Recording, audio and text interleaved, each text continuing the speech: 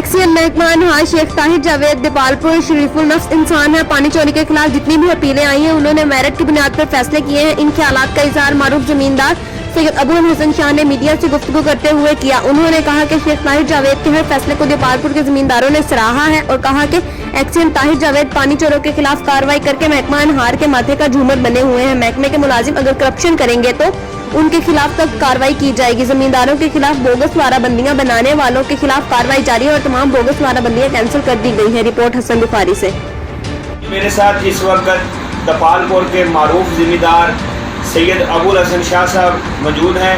انہوں نے بتایا ہے کہ ایکسیئن محکمہ انہار طاہر شیخ صاحب جنہوں نے ابھی آگے نیا چارج سنبھالا ہے محکمہ انہار کا، اور جتنی بھی پانی چوری کی اپیلیں ان کے پاس آئی ہیں انہوں نے میرٹ کی بنیاد پر فیصلے کیے ہیں جس کو دیپالپور کے ذمہ نے سراہا ہے. اور ان کا بہت دبنگ فیصلہ ہے کہ اگر محکمہ کے ملازمین کریکشن کریں گے تو ان کے خلاف سخت کارروائی عمل میں لائی جائے گی. کیمرہ مین ٹیم کے ساتھ حسن عباس بخاری، اینکر پرسن، پاک پتن.